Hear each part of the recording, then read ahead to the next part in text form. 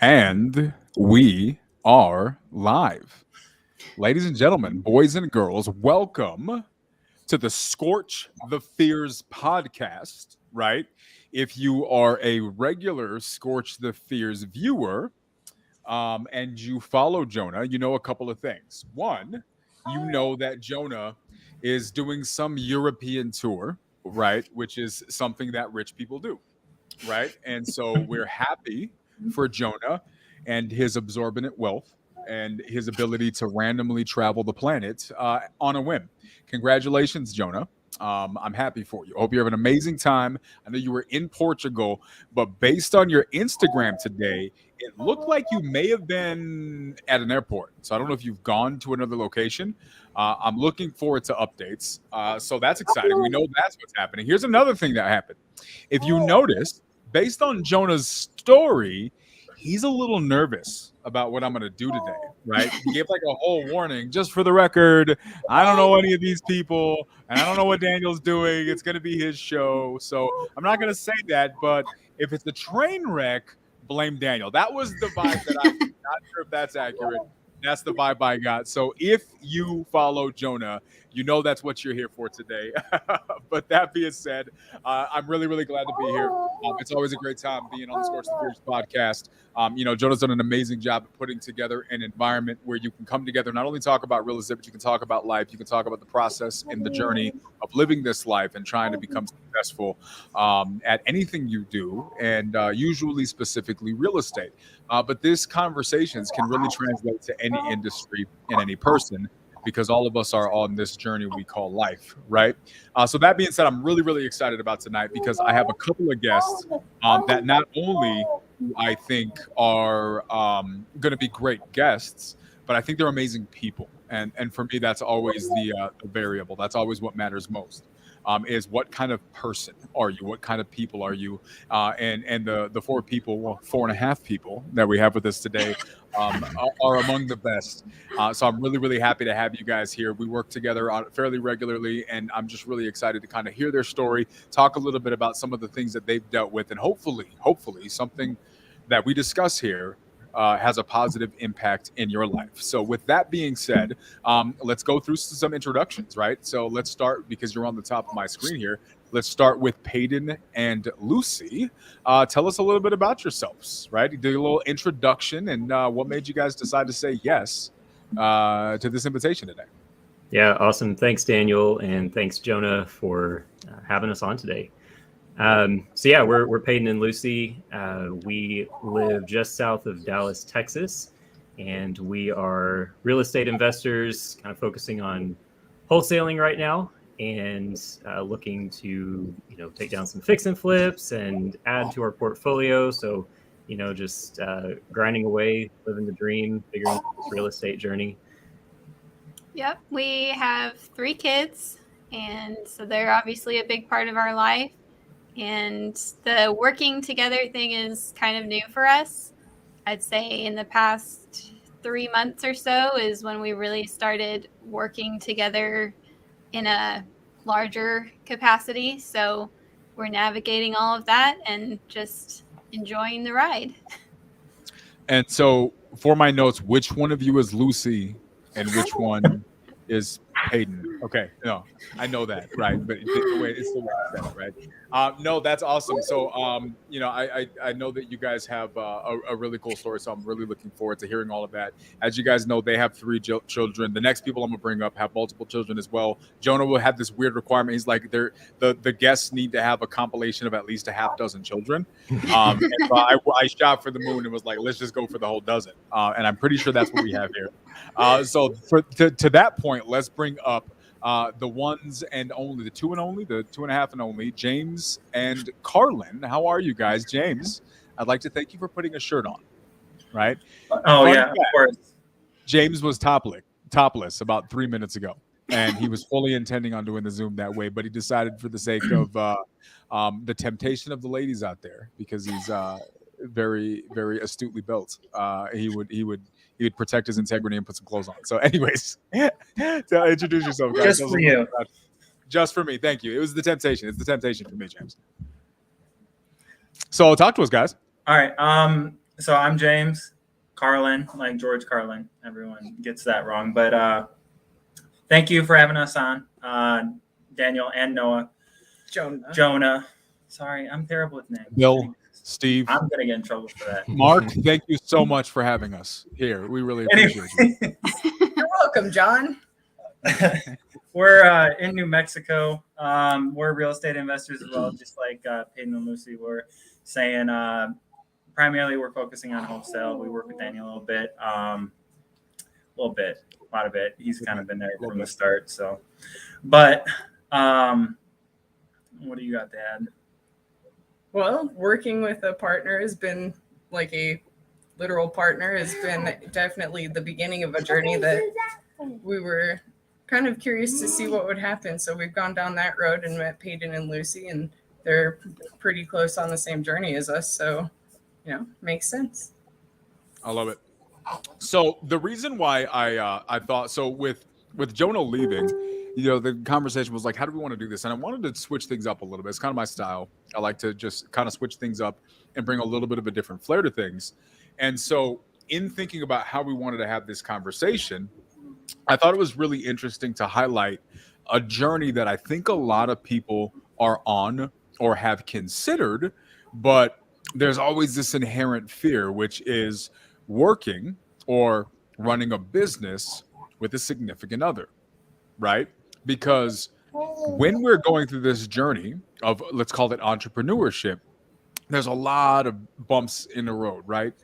There's a lot of issues that you can run into. There's a lot of things that come up. And it's difficult enough to manage those things on your own, right?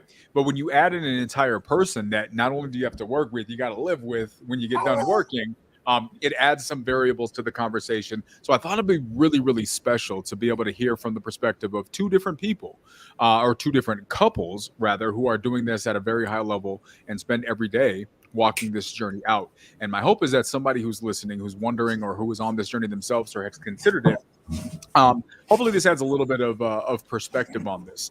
So we'll go back to you, kind of, Paden and Lucy. You gave us a little bit of an intro. Let's kind of start a little bit farther back as far as, your guys' journey as a whole. What got you guys into entrepreneurship? Have you always been entrepreneurs? If you have, what did you do in the past? If you haven't, what made you make this switch? And my final question there is, whose idea was it to start this road of being insane business owners, right? So let's start there. Well, I'll jump in. I've had kind of an entrepreneurial spirit and been interested in entrepreneurship since I was a teenager. I had some entrepreneurial ventures at that point, but once I went to college, I just kind of fell into a W-2 job. I, had kids and was married and just wanted stability or perceived stability. And so I just became very comfortable in a W-2 role for, 10 plus years. And a little over a year and a half ago, started listening to Bigger Pockets podcast and everything, and just kind of understanding that what we were wanting to achieve was going to be much more possible through entrepreneurship. Lucy's got a bit of a different background. I'm kind of, I joke that I'm like a serial entrepreneur. I think this will probably be one of the last entrepreneur things I do, because I think this has more longevity. But I've had several businesses before starting the real estate journey with Paden. So I'm that's just who I am. I think I was born an entrepreneur. I've always loved it. I've always hated working for someone else. I've always just wanted to kind of pave my own way. And I'm very creative, and I have a very high risk tolerance, I guess. And I'm not afraid to just put stuff out there and fail. So that is kind of how I came into it. Paden had already started doing real estate about a year ago, and I just was kind of watching him from the sidelines, being supportive, but not really seeing where my place would be in all of it. And then a few months ago, it suddenly just clicked to me. Why am I not a part of this? Like, I have so much that I can bring to the table and so much value that I can bring to our business. And it just hadn't clicked for me until recently. And so that's kind of how I joined him, I guess. Yeah, I talked quite a bit about some other kind of power couples in, Pace Morby's community and some other real estate communities, and just kind of observing their journey. And I would talk to Lucy about it a lot, but there wasn't interest there for a while. But at the same time, she just mentioned the high risk tolerance and just kind of failing forward. And I had a lot more trouble with that. So when you get into kind of like working together as spouses, that was kind of a point of contention, just, when I'm overthinking things and she's got this high risk tolerance, she's just like, why aren't you just going for it?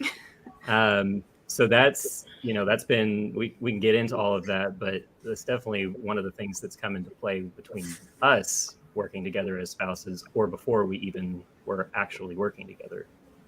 That's interesting. So let me ask you this, right? So Lucy, you've been entrepreneurial forever. Were you in the midst of doing some other things while Paden was starting on the real estate journey, or were you kind of in a downtime? Where were you at with that? I was kind of at the tail end of the last business that I had. It's still active, but I'm not really pursuing it at the moment. So I was kind of in a place of being at peace with that venture kind of being at its tail end and looking for my next opportunity, because that's just how my brain is. Like, one thing closes and I'm just thinking, okay, what am I going to do next? Because I have to do something. And so I was kind of like playing all that out in my mind and trying to figure out if I even wanted to do the real estate.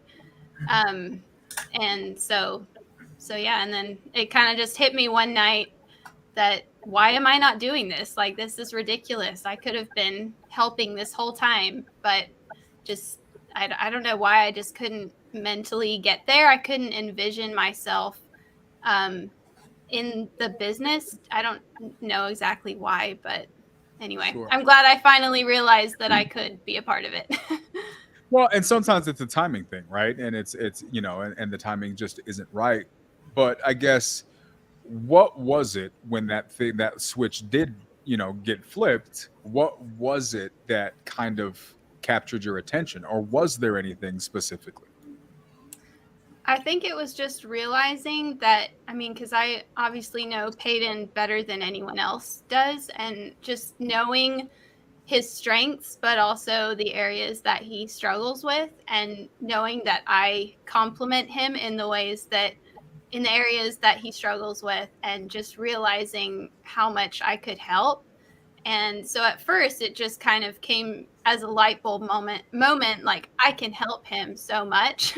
But then as I got into it, I started to really enjoy it, and started to actually want to be in it just for myself as well. So That's awesome. So the first thing wasn't necessarily something real estate related. It was just more husband related. You wanted to be supportive to his journey, and realized there were some opportunities to do that. And then you started finding interest in the industry itself and finding some places maybe you could fit in that process.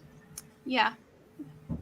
Awesome. That's interesting. Okay, so James and Carlin, same question back to you guys, right? Obviously, you guys have a different background. So for those of you who don't know, James is active duty Air Force. He's been in the Air Force for over a decade, and that's been his career for a very long time. And something switched, right? And it got you guys on this journey. So tell us your version of this story. What happened? First off, hold the Air Force jokes. All right. Okay. Yeah. Everybody, I can't control what they do in the comments. I don't know. So like you said, I've been in the military going on 14 years now. And I've always been one to kind of fall in line. Prior to the military, very competitive. I always wanted to be the leader of everything I did. Always trying to find new stuff to do. And then I just kind of fell in line because it was my only option at the time to join the military, and just got stuck for 14 years. We met like 3 years ago, and ever since we met, It's been 5 years. 4 years. I can't say 4 because it's not quite 4. But This is clearly going to be a conversation after the podcast. oh man, I'm in danger. If we see James blinking, send help.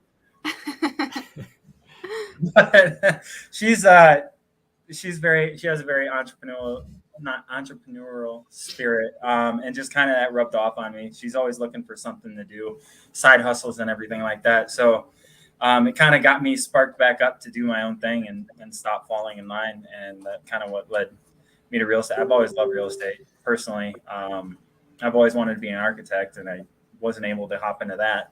So after fix and flip episodes and stuff like that, I know that sounds corny, but I've always loved this side of things, and she kind of pushed me over the edge, and I jumped into it.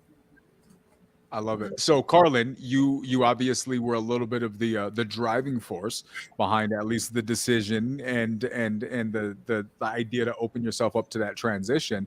What was it that pushed you into the real estate direction, right, versus other things that maybe you've done in the past? Well, I've tried every way possible to make money. Last summer, I sold watermelons out of my front yard, Lucy. That's awesome. Yeah. If anybody knows Carlin, this makes perfect sense. This is not surprising. I was just told today that they're the best watermelon she ever had because she was fussing about us making or growing more. Oh, the lady across the street. Yeah, the lady across the street. I've tried selling tie-dye. Turns out I like making it. I could care less about like trying to push that on other people because then you have to do like the arts and crafts fairs and but what got us into real estate, actually, our AC exploded, and we didn't really have much of an option. I was trying to figure out, okay, well, maybe I could just go to college, and I was looking for soil sciences, and then maybe I'll study bugs, or maybe I'll study flowers, or whatever. And then it just got to the point I was like, okay, I need to figure out something fast, though. And so hold on. So the process before you continue that. AC goes out, and your solutions are college, study bugs, bugs. And dirt. Don't forget bugs dirt. and Don't dirt. forget the dirt. Okay, so this is how. If anybody was wondering how to fix your own AC, now you know. It's either college or bugs, guys. That's the direction you got to go. It's college and bugs, actually. College about bugs. College about bugs, yeah. College about bugs. So there's like that click. I was like, okay, I'm not going to be able to, pay off an AC with a college degree. So I went down a YouTube rabbit hole and was like, okay, let's see if I could find the latest and greatest pyramid scheme. Very nice. Yeah, there you go. And I stumbled across someone that was like, oh yeah, you can wholesale a house in 3 easy steps. Turns out it's not 3 steps.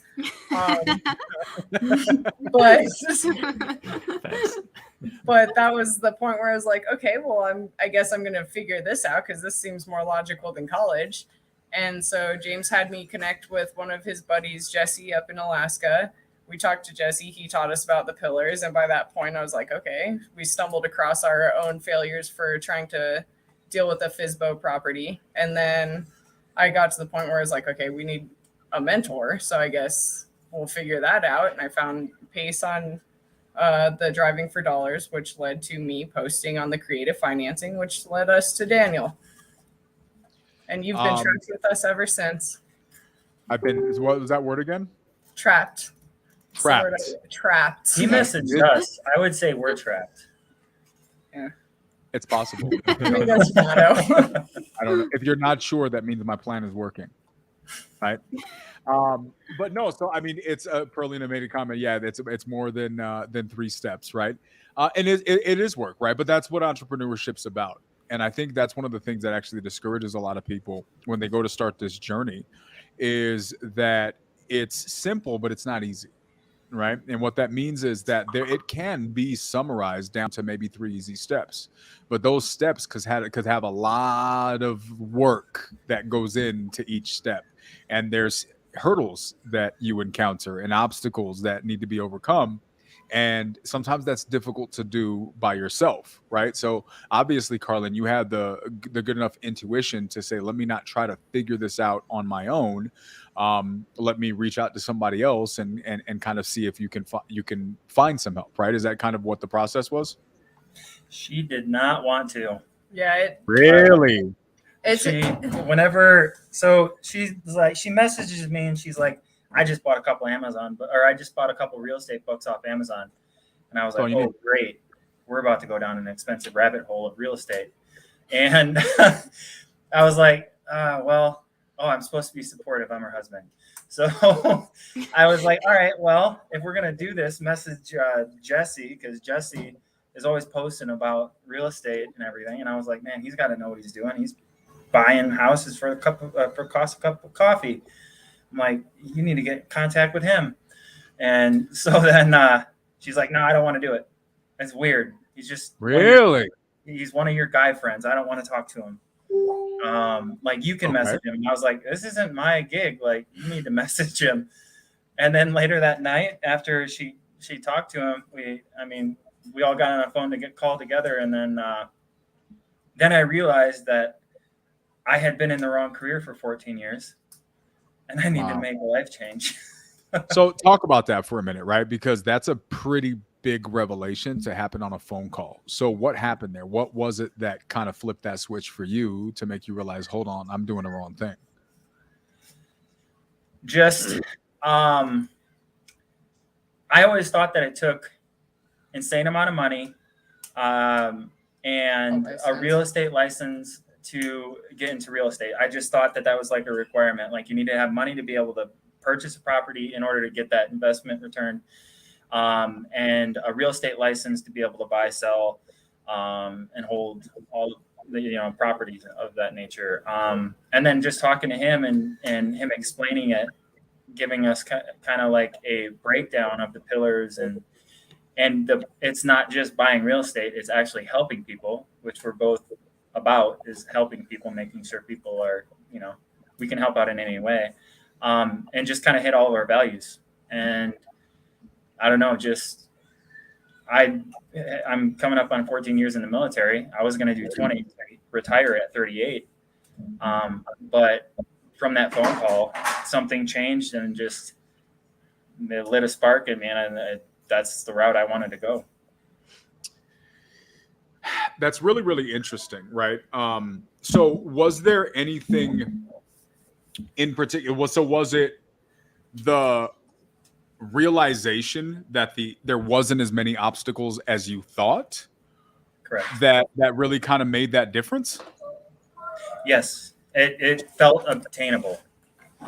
Okay. For the first time I've heard about it. So you had potentially considered going down this road before, but it was just there was too many options. Those options scared you away.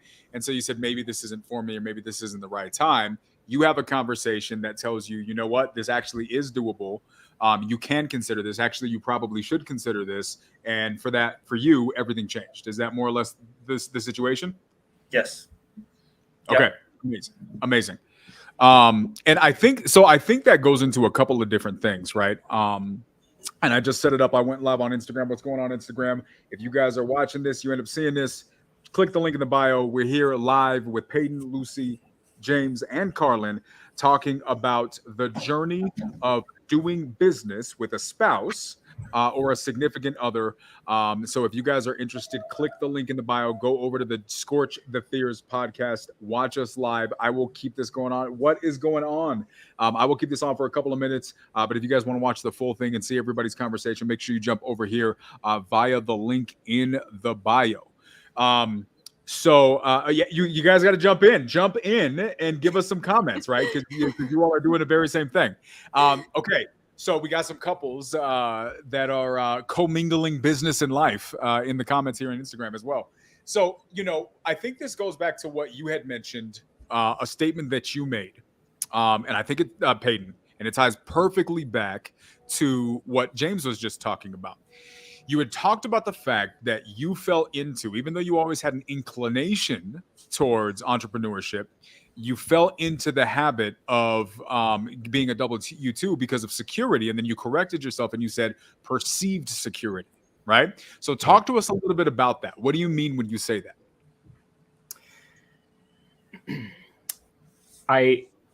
Going through that as we kind of try to, if you will, get ahead in life. It felt at the time like the way to do that was just work harder and hope for a raise and hope for a bonus, ask for a raise and ask for a bonus, and kind of just be constrained to, the bounds of the W-2. And I think that I say that because I had already realized before what I'm about to say that it was a perceived security. But when COVID happened, the company that I worked for went away. So in that regard, that was not security. I had no control over that, regardless of my own performance within the company. It was perceived security.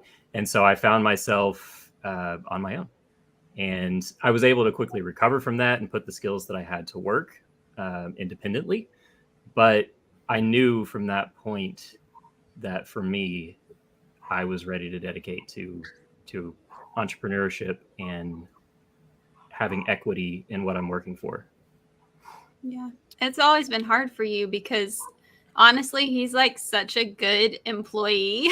Like everyone always loves him. Like at his W-2 jobs, he's just always done really well in that. So that makes it even harder to break away from it because it's like they want you there. They want to promote you. They want you to be like part of their inner circle or whatever. And so it's like it's a struggle to walk away from that when you're doing well in it and then start something else that's unknown and like there's no guarantees that it'll work out.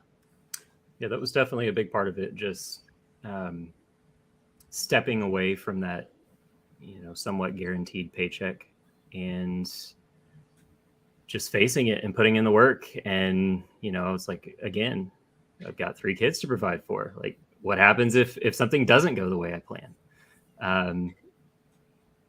So we're working through that. I love it. Well, and I love the way that you said perceived security, right? Because what is security, right? And I think that's something that a lot of times when you're living your life and you're focused in the moment, in the here and now, what needs to be taken care of today, it's very easy to say, well, at least I have this guarantee, right?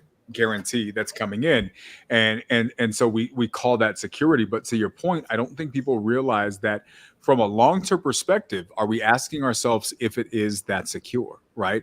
Do we stop looking at the micro day-to-day concerns of just making sure this bill gets paid and start looking at the macro? And let's talk about quality of life. Let's talk about a future, right? There was a conversation generations ago, which is unfortunately really not on the table anymore, where you left an inheritance for your children, right?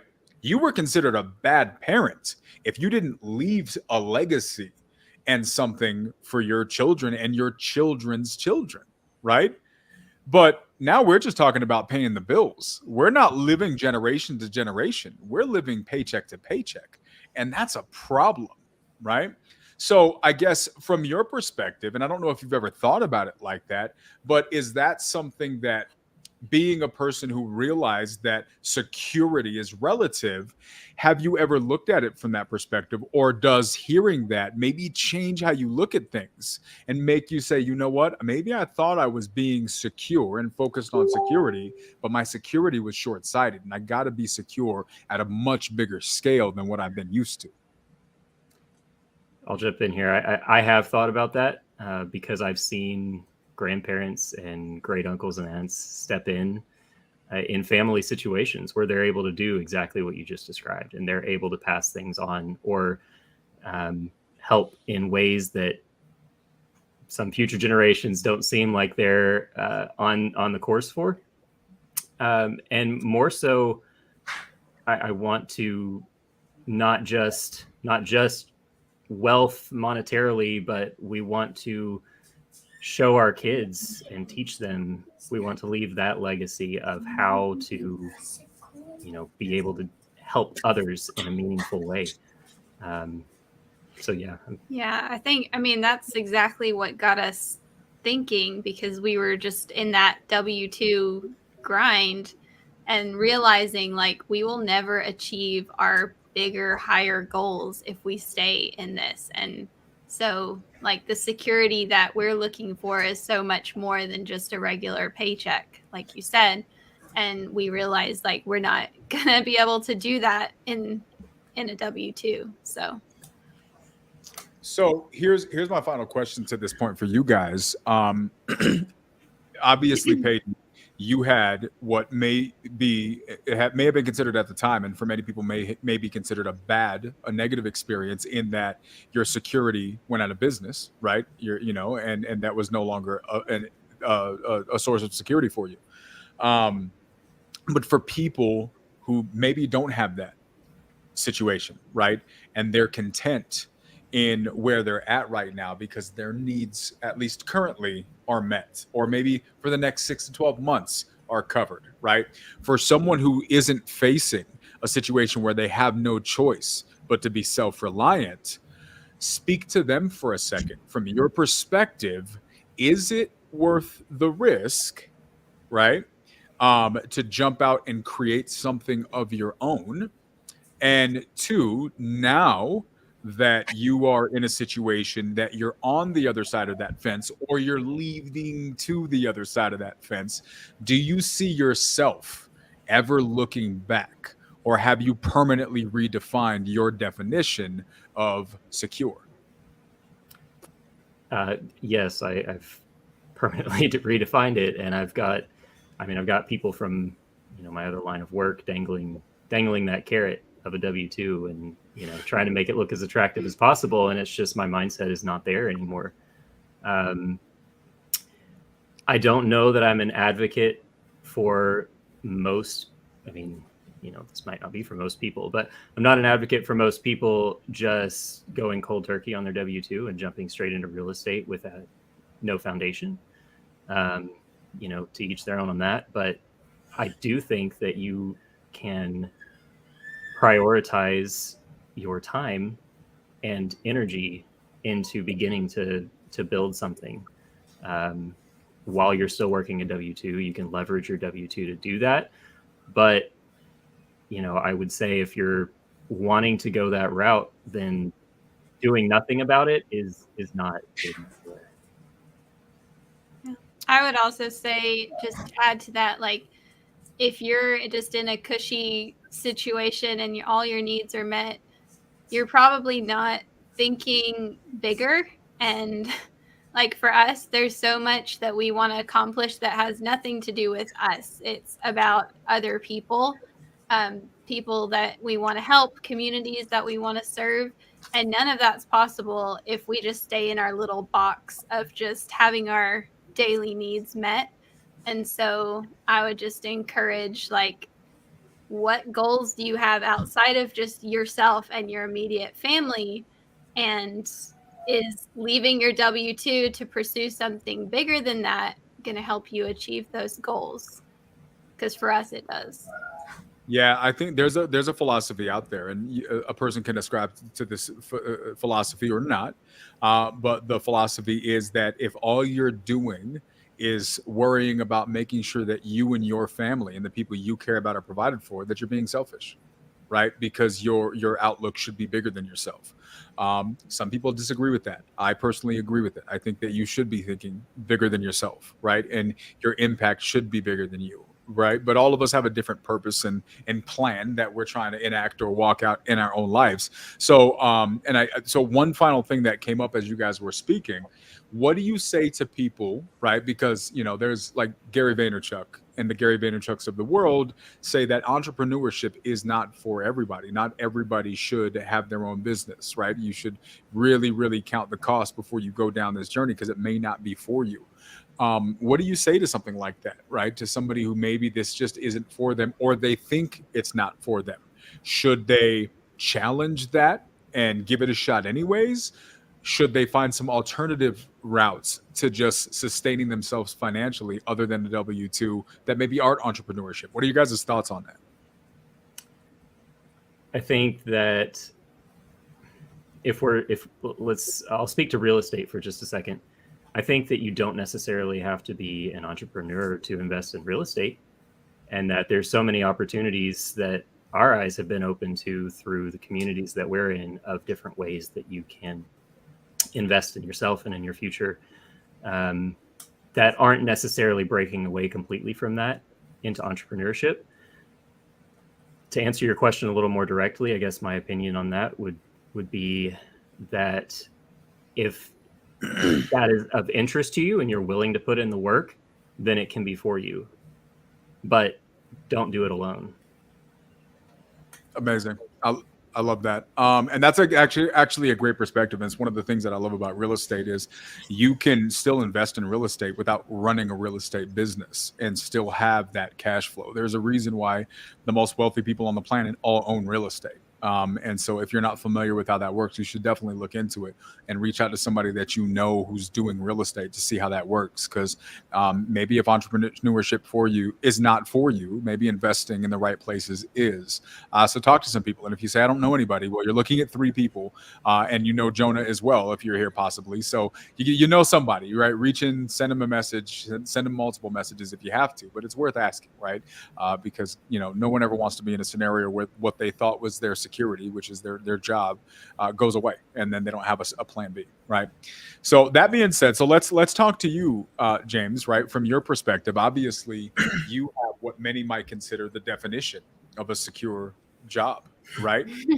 You are, a member of the United States military, right? You got a guaranteed paycheck on the 1st and the 15th. That's coming through no matter what, right? That is for some, right? There are some families who think that is the definition of security, right? Join the military, retire, then you get a paycheck for life, right? Yet here you are like, I want to get out of here. How do I do this, right? I was in the military and I was ready to go too, right? So speak to that. Obviously, the military is not for everybody, right? Just like entrepreneurship isn't for everybody. But what was that switch for you guys that made you say this security isn't secure enough? So it is very secure. And we had just talked, we had just gone through conversations, probably 3-4 months, that we were going to stay in for 20 years because of how secure it was. We needed to provide for our family, and that was the way to do it. And that was a guarantee. I guess we've always been very ambitious people. We're always trying to do way beyond our means, whether that be for our family or helping someone else. We're always trying to do more. And honestly, the paycheck has just been holding us back. The switch was just being able to, when we found real estate, and just the possibilities just opened up to us. The only limit is ourselves at this point. And I actually have to go to work every day, so that's kind of a limit on my time. But I want you to show up every day. Now, fortunately, because you're in the Air Force, you only have to work half days, right? And so that's a positive for the branch that you chose. And I get a nice chair. And you get a nice chair. Yes. And a good and good golfing, and apparently a lot of tank tops, which is what you wanted to wear on the podcast today. A lot of time to work Guys, out. I'm gonna apologize, especially to any of the ladies out there, right? Because this guy was full G.I. Joe before I started this podcast. I made a comment, he felt uncomfortable, and he got dressed. But it would have been a different kind of show had he stayed the way he was. Just think. Okay, so your motivation there was not even just yourself, but oddly enough, based on what we were saying, is you wanted to be in a position to just do more. Is that really kind of what that came down to? Yeah, Carlin actually came up with one of the. So we always looking to help people, and we like to help out the homeless people. Well, she kind of introduced me to that, and that we find real joy in that. And I'll let her go into it now, but she had some good ideas with that, and that kind of. This gave us the possibility to be able to do that. So go ahead. I've always kind of made it like a life ambition at some point to be able to open different kinds of sanctuaries, different kinds of shelters. And at one point when we were actually starting the real estate stuff, we were driving to Las Cruces, and there was a lot of, you know, homeless veterans on the street. And I was like, wow, it'd be really cool to like be able to like, you know, make a shelter for them so they're not just panhandling and stuck on crappy corners. And so we kind of started digging around with that, and it opened up the possibilities for different kinds of strategies that I've started implementing in like long-term goals. So there's that. But since I was a kid, my mom would always collect like jackets and gloves and hats and stuff like that, and we would take it to the homeless shelter every year. And so that's kind of something that I've kept up with my kids, where I keep water in my car for them. I have little I called them my homeless kits. They have like socks, they have a little first aid kit, some snacks, razors for like if they were to get a job interview, they could clean themselves up. So stuff like that. And being able to do real estate, it's not like I could just make like 1 or 2 kits at a time. Now I can actually make like, you know, keep 10, 15 kits in my car at a time, because it does get expensive. And so that was kind of like where I was like, oh, so I can do a lot more than that. And my long-term goal went from, okay, I want to save up a little bit of money to be able to, you know, contribute to charity, to, okay, so I'm going to do this whole thing, and I want to get this done and this done and this done. And then I want to get this done. And by the way, I want to open an elephant sanctuary and also this. Don't like, tell people. No, I want people to know. I want them to come see my elephants. Yeah. But being in real estate now, it's an actual possibility. Like, the sky's the limit. We're the only ones holding ourselves back. If something's holding us back, it's ourselves. It's not like sitting around on a W-2, because that was one of the other options we weighed when our AC exploded, is, okay, well, I could go work at a pistachio farm again, right? and pay for college amounts of bugs, college about bugs, pistachios. And this is the potential path to fixing air conditioning. Yeah. For all the HVAC people out there, if you didn't know, now you know. You're welcome. Yeah. And then, so that's go ahead, James. Oh, and yeah, just it provided so many opportunities for us. I mean, I lost my train of thought because I was so. You were looking at yourself in the mirror. No, I was looking at her. Oh, look at this guy. All right, that's a good transition into the next section here. Yeah. But I think that this, it really, like, the thing that I love about what you're saying is you wanted to get into entrepreneurship so you can help be able to provide more kits for homeless people. And now you got into an industry that'll actually put you in a position to provide homes for homeless people. Right. And that's one of the keys that I think a lot of people miss when it comes to entrepreneurship, is not just finding a vehicle, is finding the right vehicle, and a vehicle that's got enough meat on its tires to get you all the way. Right.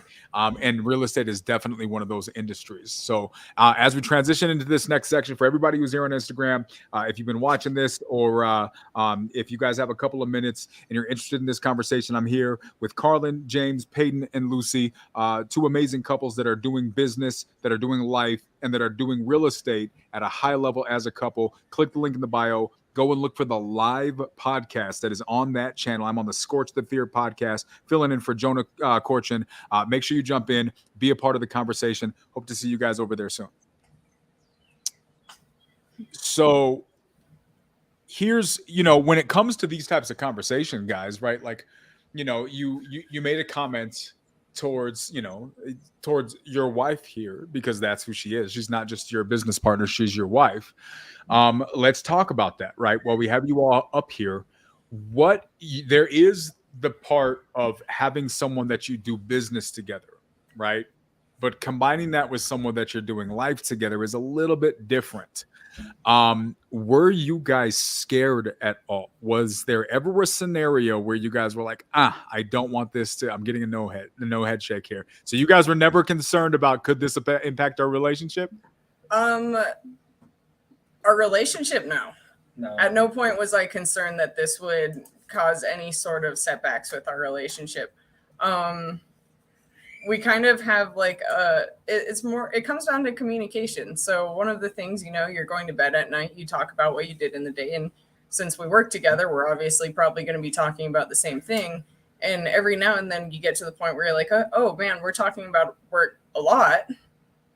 maybe we need to step back and talk about something else. And it's really easy to kind of like get stuck in the whole thought process of, oh, well, what if we did this with this property? What if we did it this way with this property? And you kind of have to be able to recognize when it's time to, I can't remember where I heard it, but, you know, take your work hat off and put your spouse hat on. And so I think that's the hardest part of working with your partner, is knowing when it's time to stop talking about what you're doing for your business and start talking about what you need to do for your family and what you need to do for, you know, the people around you that you care about. So one thing that I've noticed about you, Carlin, which I really appreciate, is that it seems like when you started this journey, you took it seriously, right? You weren't just figuring it out and stumbling your way through. You were intentional, right? Anybody who knows me knows I'm very big on being intentional, making intentional decisions on what you're doing instead of just living your life at the mercy of what happens and then being reactionary to everything and wondering why you're always stressed out, right? So one of the things that I've noticed that you do is, I got a smirk out of Paden and Lucy. I need more information. But one of the things that I noticed that you do is you're really big on reading, right?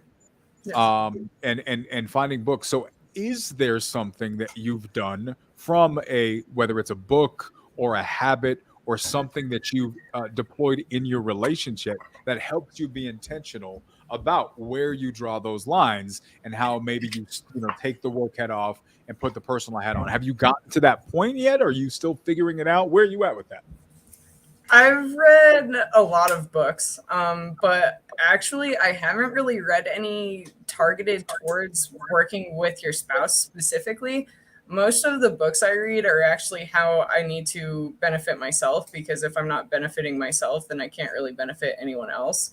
So my primary focus when it comes to books is things like, Failing Forward, Atomic Habits, The Go-Giver, things like that, because I think a lot of the intention behind it is more towards yourself in order to be intentional in your day-to-day life.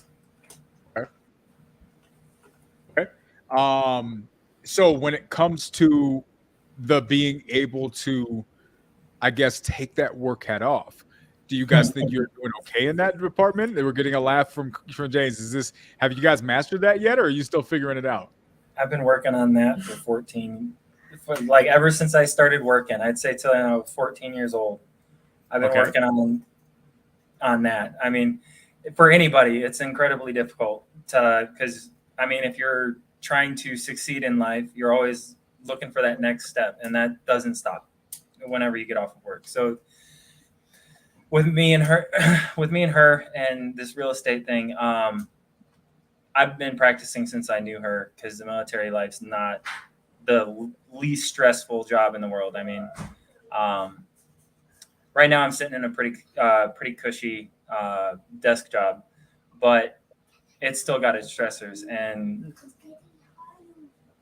I mean, if I bring work home, then it affects her, and I don't want to do that. So, I mean, I've been working on this for quite a while, and we've run off of each other, and we get along very well. So it's just kind of easy for us. If one of us starts to get too far into like something that's stressing us out with work or whatever it is, the other person just says, "Hey, yo. Hey, yo.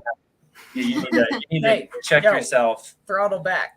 And it might not be the best. It might not be the best thing to say. I'm guilty of saying it at all the wrong times, and I get in trouble for it.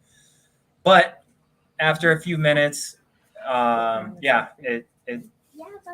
think we're pretty good at putting the spouse hat on and taking the work hat off. It's trial and error, and I think after being with her for as long as we've been together, I think that we've got it pretty figured out. It does take work though, and it does take communication, like she was saying. Okay. Now that was what you guys did with your Air Force, bringing the work home. When the military things, is that still translating over to you guys being in business together? Yeah. Okay. So Perlina makes a comment, which I think is a very, very fair question. It says, it sounds like step one is having a strong relationship. I'll ask you guys, and then we'll switch over to Paden and Lucy. What do you think, right? How would you say that? And Carlin's not here, so you can say what you want, right? We won't So actually, what I've been wanting to say. Yes. So one of the best decisions, and this, I'm not saying this for anyone out there that is not religious or anything like that, but one of the best decisions that we made as a couple is going to church together. And I mean, we've been going to church together since we met. I mean, we've been doing it since we were dating. Had a little stagnant for a while there when we got complacent, but right before we got into real estate, we started watching church every single Sunday because we can't really go to it. We couldn't go to it because of COVID and everything like that. But we started praying together. And that was one of the things that brought us closer together relationship wise, is at night we would actually pray out loud. We'd pray out loud together every single night. And we've been doing that for about 8 months. And just ever since then, being able to hear what the other person needs or their goals, what they want, or whatever, they're just that vulnerability of speaking to God together. That brought us to an entirely different level in our relationship, and it kind of built to the point now where, I mean, we may have disagreements, but at the end of the night, we know we're going to have to pray together. And that kind of, I think that really helps the cooperation and working together, and being able to step away from the work hat and put on the spouse hat, and just being able to be there for each other. So I love that a lot, right? I think there's a couple of things that you pointed out here I think are really important to know, right? So if we break that down, it sounds like one, intentionality, right? Which we discussed before. And that core foundation of faith gave you guys like neutral ground, right? Where, a lot of times I think when we're in relationships, whatever the relationship is, it's very easy for it to become you versus me, your point versus my point, your side versus my side, right? But then when you have this neutral ground where this isn't about you or me, it's about this is where we come together, this is where we discuss our faith. It sounds like that ended up being a place not only where you guys had to put your differences aside and you were forced to come together, but it sounds like you were also forced in that moment on that neutral ground to be vulnerable. Right. And be vulnerable with each other and make it about something that's bigger than both of you. And so it sounds like the answer is yes, having a strong relationship does help being able to be in business together. But these are some of the things that you did to build the foundations of the strong relationship. Is that more or less a fair summary? Shiva, you didn't say your opinion on any of that, but I don't want to speak for it. Yeah, I mean, you're welcome, Carlin. If you have any thoughts on that, or if anything you want to add, or if you got it right, I mean, whatever your thoughts are. I'd say he nailed it. Like, just like, you can't really hide anything, and like if you're religious or you're spiritual or whatever, you have something higher that you're looking for in yourself, and when you go to that higher place for yourself with another person, that puts you on a very, very vulnerable playing field. I mean, He knows what I'm worried about. He knows who's on my mind, who I feel like I need to be praying for. Like, there's really not a whole lot that is hidden. You want to feel vulnerable. If you haven't done it, pray together out loud with your spouse. Not everyone prays. I know. Not everyone prays. For those who do, sure. Yeah. Just try it. Well, I think that's an amazing segue, and I'm glad you bring that up because Paden and Lucy shared in their bio that faith is a big part of their life. So if you guys don't mind, talk a little bit about that, with faith being a big part of who you guys are as people and who you are in your marriage, what are your thoughts on this? Has this also played a role in y'all's relationship? And, let's translate that into your ability to potentially even work together. Well, I absolutely love what James shared. That is so awesome, and we are so similar in many ways. But yeah, faith is a big part of our relationship, both obviously with each other, but personally as well. A big part of our personal development is tied it up in our faith. And so for us, that is the foundation for everything we do, whether that's our relationships with our friends and family, our business, our marriage. It all builds on our mutual faith that we have. So I don't know if you want to. No, and that's well said. I don't have a lot to add, simply because we are on the same page with that. I mean, it's what we build everything on. Yeah. Amazing. So let me ask you this, right? You guys kind of chuckled a little bit when I was talking about being intentional. Is this something that you guys, what are your thoughts on that? Where does intentionality play in what you guys do? I think that we laugh because of our personalities. I'm a very intentional person, and not that Paden's not intentional, but we just approach things differently. And so that's probably where that reaction came from. But I mean, yeah, we are strive to be intentional in everything that we do. And think that that's important. I don't know if that answers your question. So no, it does, right? Because a lot of times when we go through life, I think life has a way of giving you signs of the things that need to be paid attention to, right? You guys heard us have this conversation a little bit yesterday, right? And I think life, and whether you call it just life or God or the universe or whatever you want to call it, life will put these things in your path to remind you when it's time to course correct, right?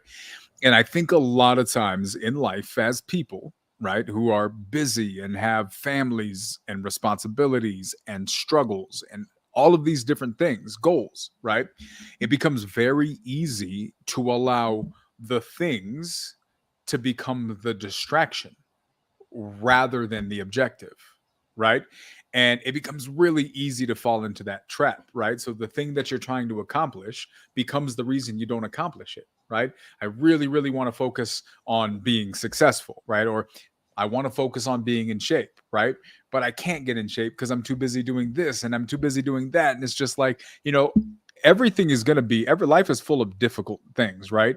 But sometimes you have to choose your difficult, right? Choose which difficult you want to have. Do you want to have the difficulty of forcing yourself to get up every morning and be intentional and eat healthy and go to the gym or work out? Or do you want to deal with the difficulty of constantly being ill and having to go to the hospital and dealing with other health struggles, right? Choose your difficult. But it's usually up to you as long as you're intentional. And I think that's why intentionality is so important, because when you don't take that route and you allow yourself to just be at the mercy of life happening to you, then you start to lose your autonomy of choice. And you don't have the choice anymore because it's no longer up to you. You've surrendered it to all of the things that you were using as excuses over the years to not take that control, not take authority over the things that are happening in your life and decide what direction you want to go. These are easy traps to fall into. And usually the reason they're so easy is because we fall into them without even realizing, right? Next thing you know, you wake up and you're like, wow, how did I end up here? How did this become my reality, right? For anybody who's watching right now, right, who's sitting there, how many of you guys have ever been in a scenario where you looked around at your life and are like, how am I here, right? Usually, it's a result of lack of intentionality, right? So let's talk a little bit more about that, guys. In your opinion, faith is a foundation. You've intentionally made the choice to get into entrepreneurship. Lucy, you intentionally made the choice to partner up with Paden in this journey. Paden, you're intentionally choosing to avoid the carrot that's being presented to you in W2 land and focus on new opportunities. What's motivating you to do that? And how are you keeping yourselves on the same path and holding each other accountable? Like, do you guys have some practices that keep you guys motivated every day to stay on this journey? So mindset is something that I continue to, I don't know, battle with. But at the same time, I had kind of a switch about a year and a half ago where I became determined that I can make this work. Like this can work for me. And that has never left me. And I think up until that point, well, we definitely kind of had that, like, how did we end up here?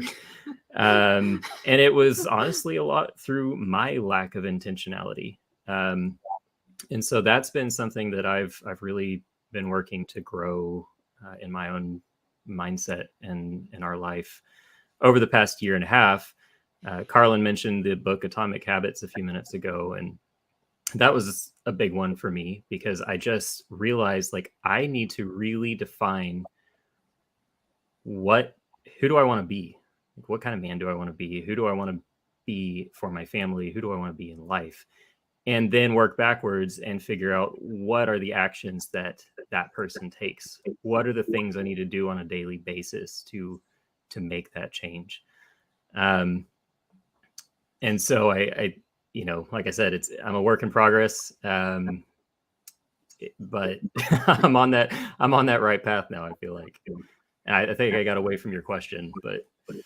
Well, I'll follow that with, this isn't for everyone. Not everyone has the same faith that we have, but since it's so important to us, one thing that we have started doing since the beginning of this year is we both read our Bible every morning, and that's like a non-negotiable for us. And for us, that kind of just sets the tone for our entire day. And no matter what else happens during the day, we have done the thing that is most important to us personally. And there are other things like that we make a priority even over our business. And that's been hard sometimes for us because, we are not just 100% consumed with success in real estate. There are so many other things that are important to us. And so just kind of keeping perspective and not getting caught up in the hustle grind mentality and if people like that, then that's great for them. But for us, we take a more balanced approach to life, I guess. And so we try to keep all of those things in perspective and keep our priorities. So. Yeah, I really, really love that. And I think that it's important to know because I think a lot of times, and you guys, I say this all the time, but personal development is this thing that's become popular over the last decade or so, right? It's been around for longer than that, but it's much more mainstream now than it used to be. And my concern, or one of the issues I take with the personal development world, is that a lot of times they take the personal out of the personal development. And everybody's supposed to do the same things, right? Like team no sleep, right? If you're sleeping 8 hours, you're not going to make it. You got to do this, hustle, grind, repeat. You know what I mean? It's on my shirt, right? Shout out to Yvonne for making this for me. It's super dope. But it's not the same for everybody. Everybody's recipe is not going to be the same. And we need to learn how to be okay with this, right? If anybody has seen or goes back and watches my first podcast with Jonah on this channel where we talked about fear, I go into that. And I go into really defining things and knowing yourself, who we are, understanding ourselves, knowing our identity, and being okay with these things is a foundational requirement to growth. Because if you don't, what you'll find yourself doing is getting stressed out, getting pulled way too thin, and all of these different directions, saying, I'm doing all of the right things, but it's still not working, right? And my question to that person is, are you sure you're doing the right things, right? Because good advice is not always the right advice. And in order to know the right advice for you, you really got to take some time to get to know yourself, right? For some people, waking up in the morning at 5 a.m. and hitting the gym and not giving yourself and don't touch your devices and do all these different things. For some people, that's the right path, right? And working 12, 15-hour days and not giving yourself any types of excuses to be able to relax until the end of the day. And that's your reward. That's the right choice for some people. But for some other people, the right choice is waking up in the morning and reading your Bible with the person that you love, right? And it's kind of like that story that went viral for a while there about that Navy SEAL instructor. And his advice was every single day, if you want to be successful, wake up and do what? Make your bed. Make your bed. That's it. Why? Because sometimes it's the tiny wins that allow us to get to that next win. And, it's the saying that how do you eat an elephant? Well, if you go to Carlin's elephant sanctuary, you don't eat elephants. But you'll end up in the ground under the elephant.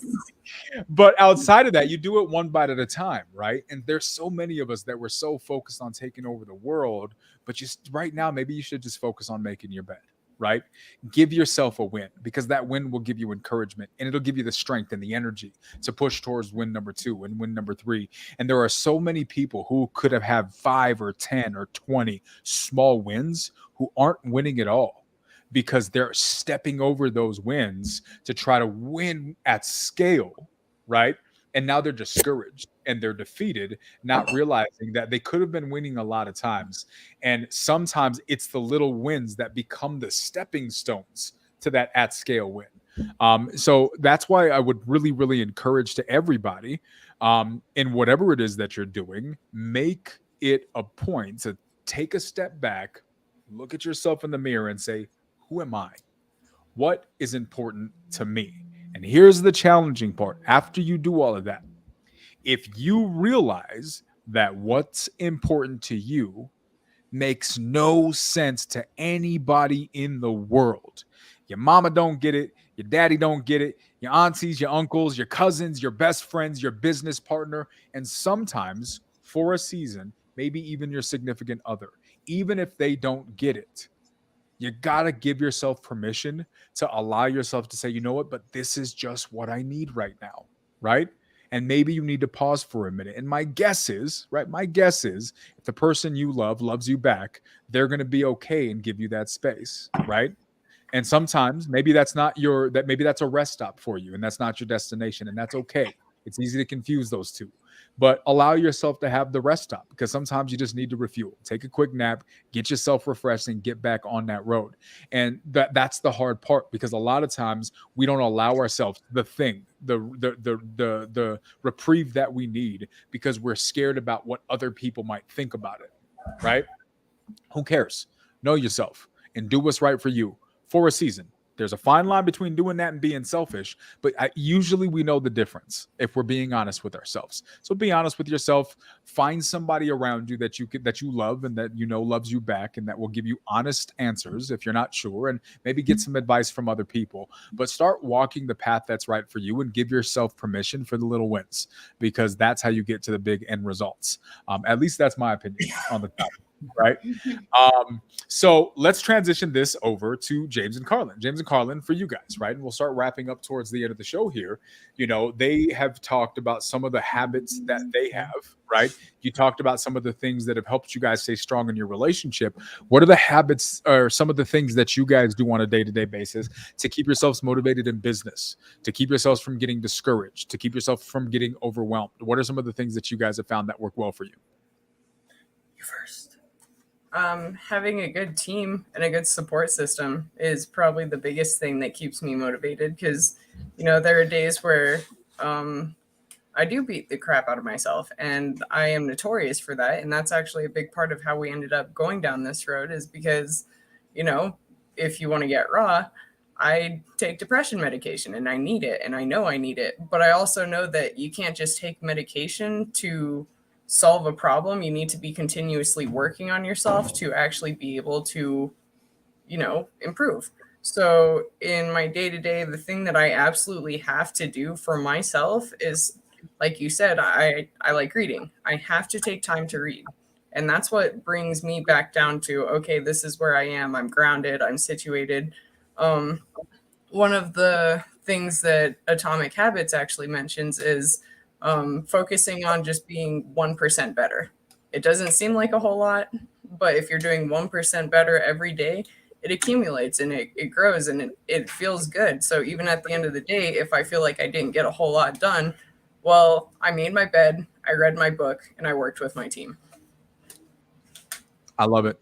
And my guess is if you've done those things, even if it's not a perfect day, it was still a good day, right? Oh, yeah.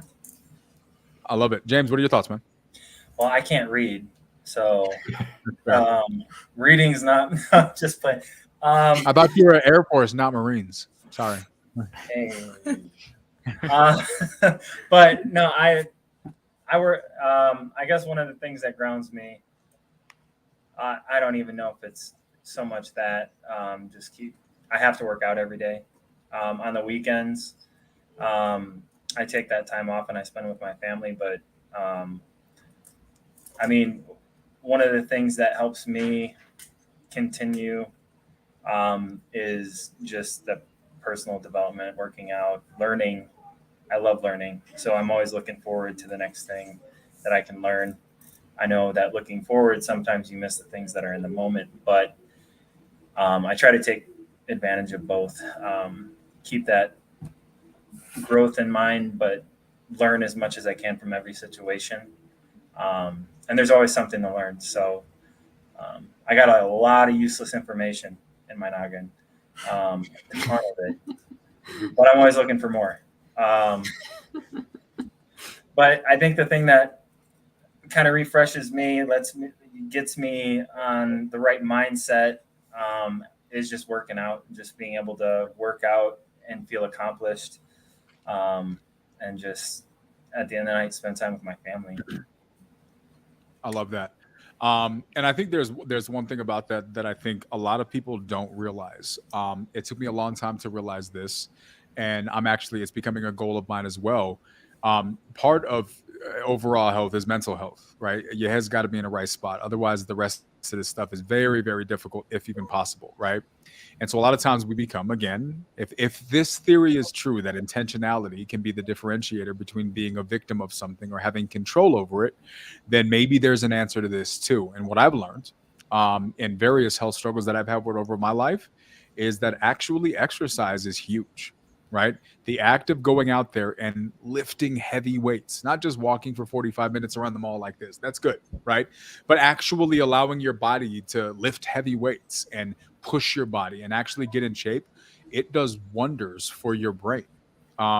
It's said that doing that, sometimes even if you start with like a brisk run, starting from the foundations, the amount of endorphins and connections that happen in the neuroreceptors in your brain will drastically increase your ability for decision making, right?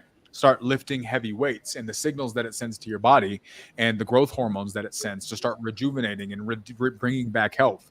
A lot of people don't realize the value in that. So I think, James, you may actually, in the time that you have when you're going to the gym, that may actually be serving as more of than just a stress reliever, right? In your time off, you're probably giving your body the nutrients and the refreshment that it needs to keep going. So I think that that's something that people should really keep in mind. There's, making sure you take care of yourself is really important. What's the airplane people say, right? Put your mask on first. And sometimes you got to be willing to take care of yourself so you can, help people up. Two people laying down, it's hard to help each other up. But if somebody gets up first and is willing to stand, it's a lot easier to reach down and bring somebody up with you. So I would throw that out there as well. So I guess one of the things we can start to wrap up on is this, right? Carlin, you talked about the value of having a good team, right?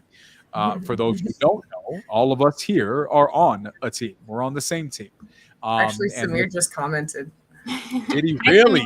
Samir, what's going on, buddy? So Samir is another gentleman who's on the team. Samir just may be joining us next week as well. But that being said, right, you guys know we talk about this all the time. Character, integrity, having the right people in your life is it's very, very important. It's non-negotiable. I personally think that we got a really, really special team. I don't think we have a good team. I don't think we have a great team. I think we have a special team, as noted here by the Green Heart. So let's do that. We'll start with Carlin and James. In all seriousness, keep it raw. I know we're all here, right? But let's just keep it as real as possible. Talk about the team, right? Talk about our team and talk about, how what kind of a difference that's made. And maybe use it as a frame of reference or some encouragement for some people who maybe aren't on a team or are wondering if that's the right path for them. Well, for starters, like I could be in a really bad mindset in the morning, and if I wake up, I'm like, oh man, today I actually let myself take a 15-minute nap. That was great. But I woke up and was like, oh man, it's almost time for our meeting, and I always look forward to that because it's either me and Paden or me and Samir that are on at 11. And so I kind of get to sit and talk with one of them or both of them for a little bit and, have a conversation, get to know each other more. And it's nice because, it's not just a team anymore. Like you guys are my family. I've known you guys for like what? A couple months. But sure. It's raw. Like I can rely on you guys for literally anything versus people that I've known my entire life where I could be like, hey man, I'm stuck in New Hampshire with no way home. They're like, oh, what are you going to do? I don't know. I was hoping you might have some suggestions.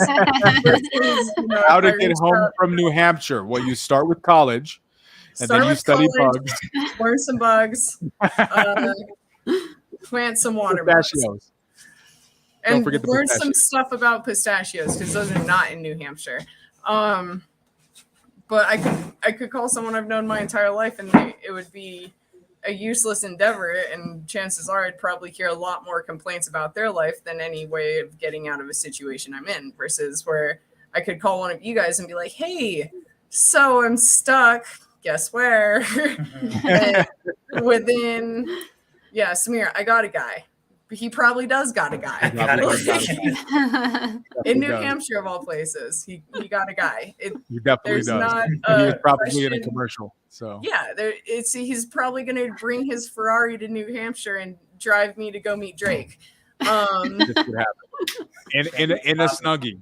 He'll bring you a Snuggie too, so you're warm. I would expect it, honestly, because that's just the kind of people that our team is that not only are they going to make sure I get home, but they're going to make sure I get home in a Snuggie too. So I'm warm and I'm taken care of. And that's been one of the biggest driving forces, is just like this, like there's a whole lot of uncertainty in the world, in life, in real estate. You could, sign a contract, you could lose a contract. Like there's just really no certainty with what anything's going to do anytime. And the one thing that I am certain about is that you guys got my back. And don't. So that's kind of like my driving force. A hard day, rough mindset, I know that you guys are going to be there. And even if I'm in the worst mood possible, just spending a little bit of time with you, it changes the whole day. So I love it. I love that very much. James, what are your thoughts? And I'm going to go grab something that I want to show everybody while you're talking. Is it your dog? Don't show them those pictures. Those are personal. Just playing. As the team, just being able to work with people that are going to hold you accountable personally, professionally, and just be there for each other. I'm maybe in the military and it's a whole team sport type deal, like war team sport. But I've always been kind of like lone wolf mentality. I want to do everything myself. I'm really competitive and I want to be the flipping best. And I want to be the best of the best. And I want to do it myself. I don't want anyone helping me. But as I've grown and I've learned that having a team, it started with her, just having someone there to push you and to work with you and pick up the slack that you're lacking, or places that you might not be the best at, someone else can help. Has really opened my. I think that I wouldn't be anywhere without having a team, or having that team mentality. And the team that I'm on right now is just killer. Right now, it's going to be forever. Yeah, it's the team is the best of the best. Going nowhere. The people that I get the privilege. I mean, you guys, I get the privilege of seeing every day, and it just makes my days better. It pushes me to be better. And if I can't do something, I know that one of y'all can, and if not, one of y'all know somebody that can. And just being able to be there for each other, provide value, and at the end of the day, have each other's best interests in mind is just something that is beyond working by yourself or just having that lone wolf mentality. It serves no purpose. You need somebody. You know, I love that. I was having a conversation with somebody last night, completely unrelated, but they were talking about this same topic. And their struggle was they felt like admitting that they needed somebody else was them enhancing the fact that they didn't have the confidence that they could do it on their own, right? Because their struggle was they've always felt like they needed someone. They've never given themselves the benefit of the doubt to be able to say, no, you can do this. You got this, right? And so for some people, I could definitely see how joining a team environment could be a little bit, and it's a little difficult because you're like, well, if I keep doing that, I'm always relying on somebody else. And my response to him was this, because there is a point where you have to be willing and able to at least try to stand on your own. But this is what I said to him. I said, look, the reality is, I don't care how good of a fighter I am. If I know I'm going to be in a big brawl and Mike Tyson has the opportunity to be on my corner, I want Mike Tyson in my corner, right? Having Mike Tyson on my team is not a reflection of me not having confidence in my skills. It's just a reflection. It's a reflection of my confidence in his, right? And those things are not mutually exclusive. We got to be willing to accept that just because you think you need somebody else, that doesn't mean you have a lack of confidence in yourself.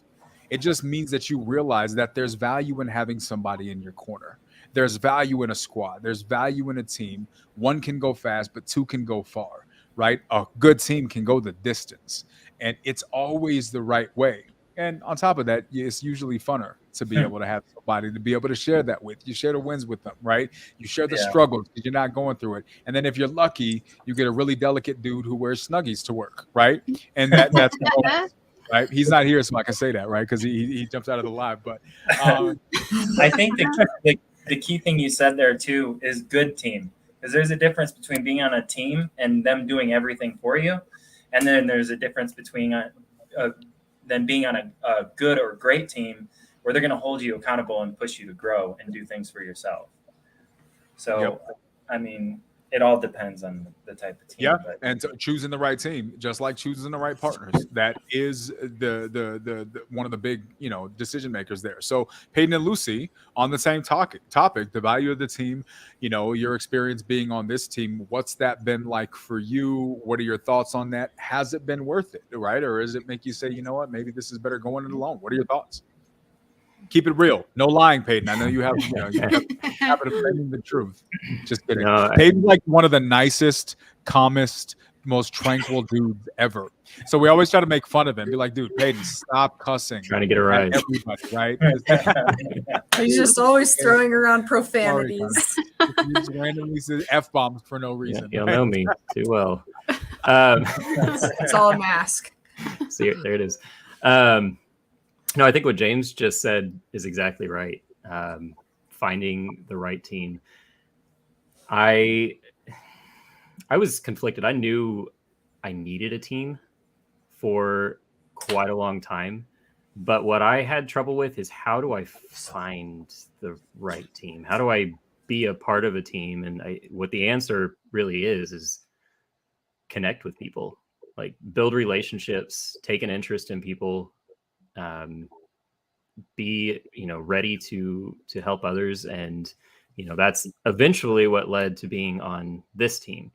And I mean, it's exactly what you guys have said. Like, there's someone to, we have all of the pieces in place to get the job done. And outside of that, we build each other up. And like you said, celebrating wins together, lifting each other up, pushing each other up when, things maybe don't go like you hoped. So, I mean, yeah, it's, if you don't have a team, get one. I love it. Lucy? Well, I'll just say, before I had joined Paden in the business, I actually, like I mentioned at the beginning, I was kind of wrapping up my last business. And one of the things that I actually realized that I wanted and prayed about was, I really want to be a part of a team. Like, that is what I am craving right now, is just like a close-knit community. And that wasn't even like on our radar at the time. Like, Paden wasn't like, that wasn't a thing. But through the course of the last few months, it happened. And I always thought that it was going to happen through us building a team. Like, because I'm an entrepreneur, I just thought, well, if I want a team, I have to build it myself. And so it's just really amazing, and honestly just an answered prayer for me that we now are part of this amazing team, and I'm just so happy to be a part of it. I love it. I really, really love that, guys, and I appreciate the sentiments on that regard, because obviously, that's a reflection of all of us, right?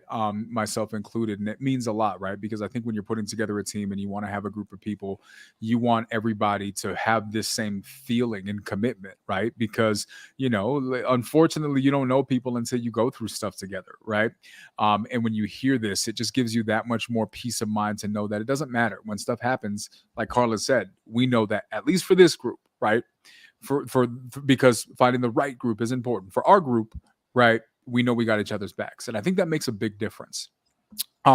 So as we wrap up tonight, I really, really appreciate that you guys have taken the time to come out here and share your kind of personal journey in all of this, right? Because like I said at the beginning, this is going to be, these podcasts, this conversation is much less deal oriented and it's life oriented, right? It's about talking about the journeys that we all experience in our own ways. So the final question that I'm going to throw out to you guys, and we'll start with you, Lucy and Paden. What's your advice for anybody who's out there right now and they're looking to start, a journey of entrepreneurship, a journey in real estate, or really any journey at all? And they're wondering, does it make sense to do this with my partner, my spouse, my significant other? Or should I separate those parts of my business? Don't do business with family, like they say, right? Do I go about it on my own, or do I find a team, right? I know that's two separate questions, but to the best of your ability, feel free to answer them together or independently. What's your advice to someone who's on the fence right now, or someone who's maybe in that scenario? They've made the decision and maybe they're having a little bit of a struggle. They're not having the same experience that we might be having right now. What's your advice to them? Get on a team. I mean, don't try to do it alone. That team, including your spouse, your close family, your friends, I think that's going to depend on who you're talking to and your relationship and your ability to set expectations and your ability to continue to communicate as you build that together.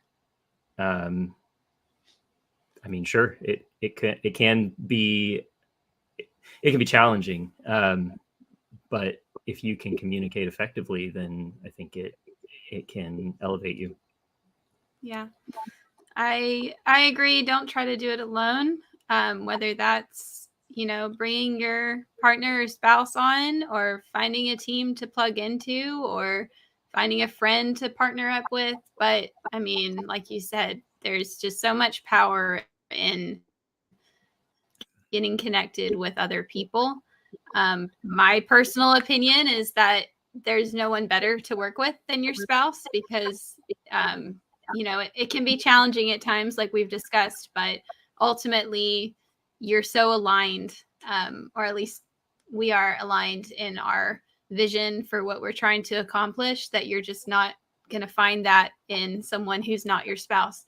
That's my opinion, but obviously everyone is different. But whoever you choose to partner with, just like Paden said, keep the lines of communication open, and I think that you can be really successful in that. I love that. And I think that's a good point, right? And we didn't really go into this because I think it's an entire conversation in itself. But part of the tenets of having a good team or a good relationship, period, is good communication. And I think that just like if you get a flat tire, you're driving down the road, you go to the tire shop, they're going to check a couple of things, right? Because there's only usually a couple causes of a flat tire, right? It's either not put on wrong, the tire doesn't fit, or there's a hole somewhere that needs to get plugged, right? And usually in relationships, it's kind of that simple, right?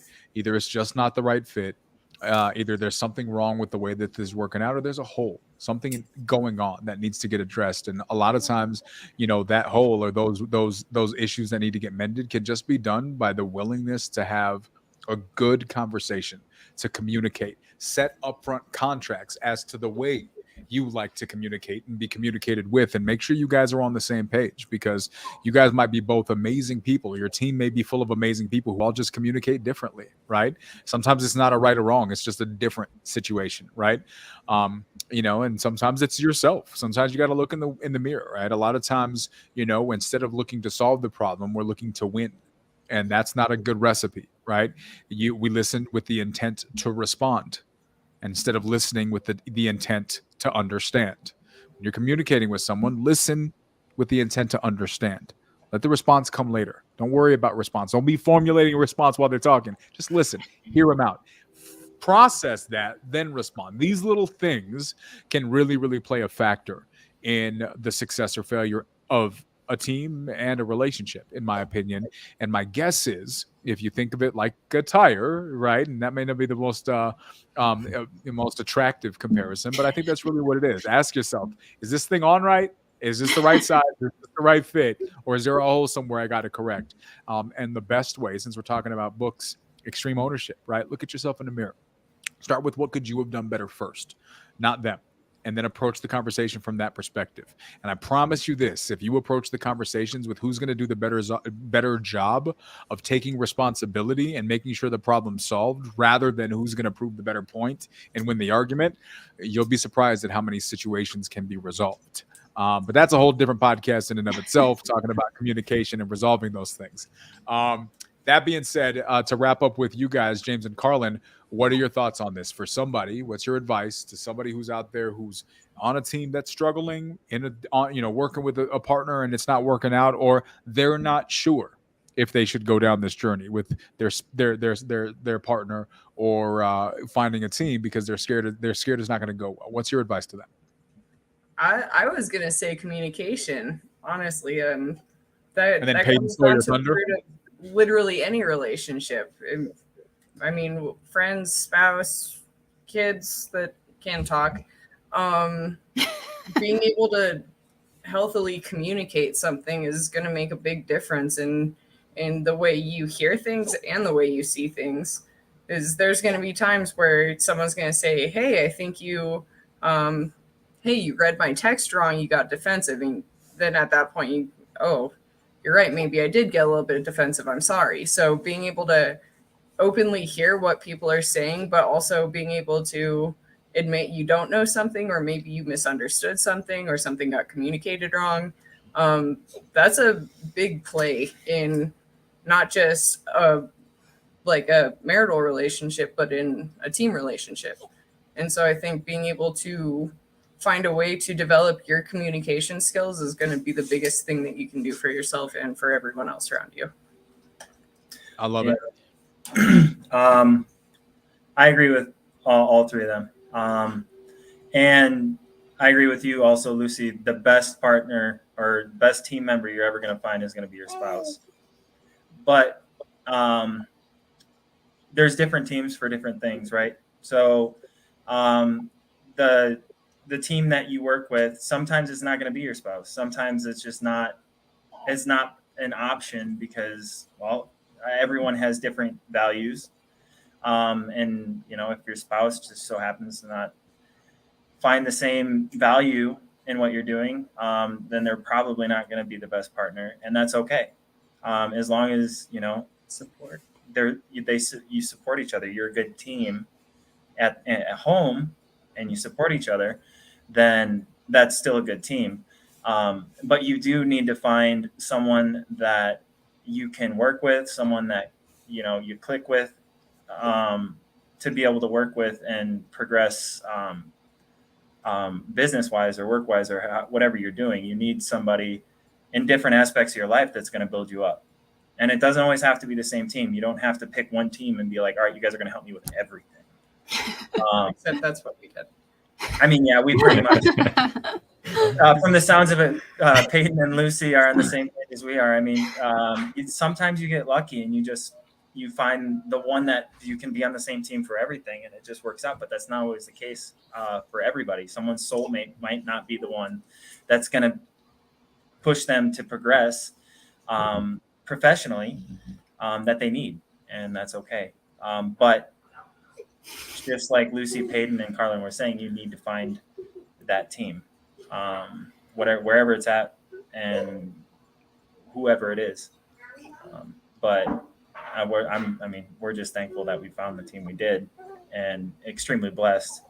And we hope that everyone else finds the same success, but it's just how I feel about it. No, I love that, man. And here's the thing, right? Maybe it is an element of you guys being lucky or being fortunate that you found each other and there's those similarities, but it goes back to what we were saying earlier. That's not enough by itself. That wouldn't have been enough. It's the intentionality and the willingness to do the work to make it work. That you guys are sitting here right now, right? Because you guys probably could have taken different paths and not be sitting next to each other on the screen right now. You guys could be doing two completely different things, right? So to James's point, as he's probably yelling at his children, this is what parenting while you're working looks like, everybody, in case you didn't know, right? Go to bed. You put your sister's face down. Sorry, I just had to cuss a little bit. We got a pool today and it's filling up and she's just like very excited. Forever, I would imagine. So I love that. That's what we see every day with Paden on Zoom, guys. Just so you know, that's what it's an everyday thing. We try to tell them to calm down. It's a lot. It's okay. Anger management's next. We're bringing in the professional. It'll be a thing, right? That white mic you see, we've seen it thrown across the room a million times. That's got to be like the third. I'm surprised it's in one piece. It really is. It's a little dented, but a little dented. For anybody who doesn't know, we're completely joking, but it's going to be 100%. That being said, yeah, I think that it is, you know, to James's point, right? If you love making plastic clowns and your spouse happens to be terrified of clowns, maybe they don't join the clown business with you and they support you in another way, right? But other than that, find a way to make it work and be intentional in the process. And the rest should work itself out as long as you're willing to do the work. Is that like a fair summary, you guys? What do you think? Yeah? Yeah. Okay. Yeah. So with that being said, guys, I think we made it to the end of our podcast. All by ourselves. We did it. Right? I think Jonah supervised for a little bit. He may have. He's in a different time zone. So he probably woke up in the middle of the night with terror sweats. Oh my God. I'm in charge. What do I do? He made a Fizbo comment right about that time where you. Well, that was more along like 6:15ish. He might not have heard. Maybe not. We'll see. But that being said, it is a recording. He'll watch it one way or the other, and he'll give us his feedback. But that being said, guys, thank you both. Thank you all for coming in here and being willing to be vulnerable and just kind of share y'all's truths and experiences with us. My hope and my belief is that it's going to be helpful to quite a few different people. And hopefully it lends a little bit of advice and confidence as to the journey that we're all on in life and figuring out how to navigate this and navigate it not alone. So I appreciate you guys coming in here and sharing that. For everybody who's watching, I hope you guys enjoyed and were able to extract at least a little bit of value in these conversations so that you can use what you heard as a resource in your journey going forward, right? Because again, it's not going to happen unless you make it happen. And hopefully you can take some of this information and advice to do exactly that.